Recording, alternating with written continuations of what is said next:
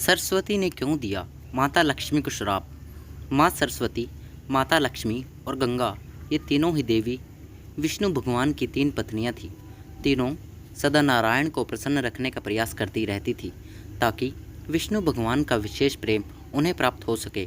तीनों पत्नियों के प्रति सम्मान स्नेह रखने के स्थापित सिद्धांत की अनदेखी कर गंगा के लिए प्रति अपना लगाव दिखाने के लिए सरस्वती ने अपने पति विष्णु को बहुत सी बातें सुनानी शुरू कर दी।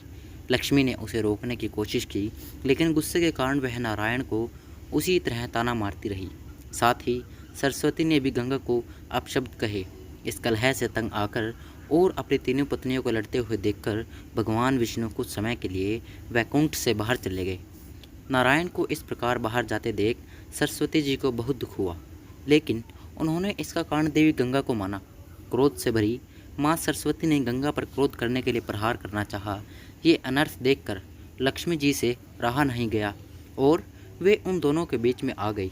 लक्ष्मी ने बीच में आकर दोनों को समझा बुझाकर शांत करने का प्रयास किया, जिससे देवी गंगा तो शांत हो गई, किंतु सरस्वती का क्रोध और बढ़ गया और सरस्वती ने लक्ष्मी को भी गंगा की सहायिका मानते हुए उनका अपमान किया और उन्हें बीच में आने की वजह से वृक्ष बन जाने का श्राप दे दिया।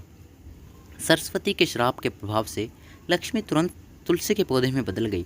ये सोचकर कि ऐसी स्थिति पुनः आ सकती है, उन्होंने देवी गंगा और देवी सरस्वती को त्याग देने का निश्चय किया। अलगाव की अपरिहार्य स्थिति से व्यथित होकर वे दोनों डरपोक स्वरों में क्षमा मांगने लगे और शाप का शीघ्र निवारण करने के लिए कहने लगे। तब भगवान विष्णु ने उन्हें बताया कि गंगा पृथ्वी पर मनुष्यों के पापों को धोने के लिए अवतरित होगी और यह नदी के रूप में स्वर्ग, भूलोक और पाताल लोक में तृप्तगा होकर बहेगी। साथ ही वे अंश रूप में उनके चरणों में परमपिता ब्रह्मा के कमंडल में और महादेव के जटाओं में भी रहेगी और सरस्वती भी उनके साथ भूतल पर ही बहेगी और साथ ही अंश रूप में उनके साथ रहेगी।